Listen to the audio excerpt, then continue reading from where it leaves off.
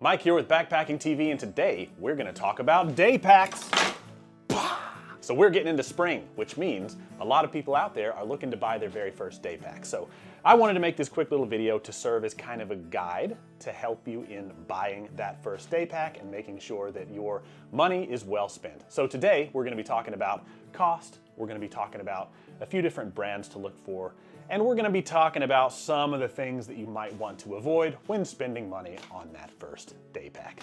So as far as cost is concerned, I want to keep this kind of in the medium price range.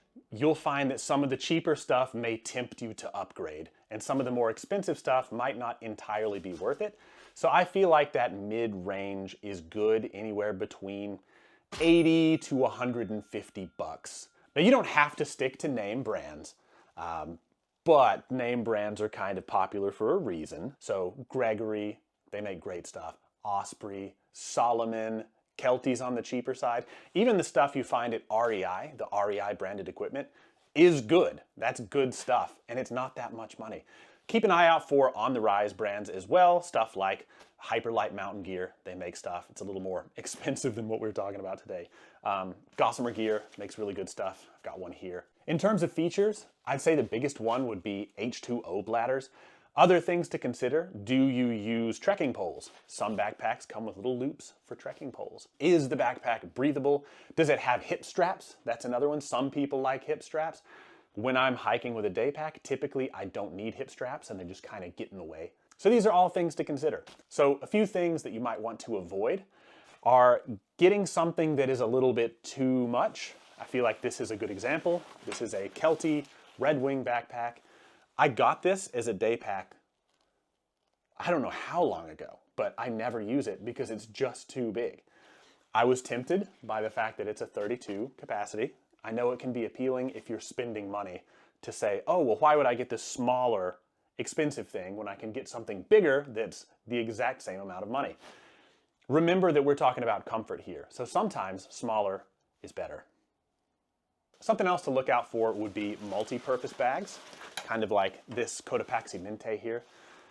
This is a backpack that could absolutely work on the trail, but this is kind of an everyday commuter pack as well as a outdoor capable backpack. You could bring this to university if you wanted, or you could bring it off to the woods, which is cool. It's nice to have that flexibility, and if you want to spend your money in that way, I'm not going to stop you. But we're talking about trail-specific stuff here. This on my back is going to be significantly less comfortable than this on my back. So in terms of recommendations, keep in mind that this is nowhere near approaching an exhaustive list. There are so many backpacks to choose from. There's a lot of really good stuff out there by a lot of really good brands. This just kind of shows you where my mind's at in terms of price and features when it comes to backpacks that could potentially be good for you. So first off, this is a Gregory Citro 30. This is on the more expensive side of things, but it's also a Gregory, and Gregory makes really nice stuff. If you want to save a little money and lose a little storage space, something like the Aereo 22 could work just as well. And this is one I've got on me. This is a Gossamer Gear Loris 25. This is an ultralight backpack, which I'm kind of new to ultralight hiking.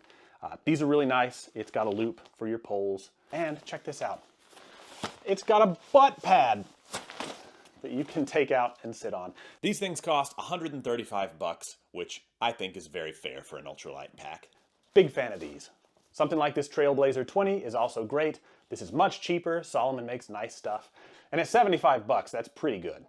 This is really nice too. This is an Osprey 22. Normally 160 bucks, but I found it on sale in a bunch of places, so I'm gonna put it in this video. And finally, it wouldn't be one of my videos unless I talked about a Kelty, because I like Kelty. They're not very fancy, but they're also not trying to be, and they're very affordable. So, good brand. Anyway, that's my video. I hope this helps you choose your very first day pack. You can't go wrong. I mean, if you want to throw a JanSport over your shoulder, you'll still have a good time out there. Really, I'm making this video so you save money, and so you get something that you're satisfied with for a very long time. Anyways, I'm Mike with Backpacking TV. Please subscribe if you're not subscribed already. I'm going on some really cool adventures. Going to a few fun countries here soon. Scotland, Costa Rica, Brazil. Back to back to back. It's going to be sweet. Anyways, I will catch you all later. And stay safe out there. Bye.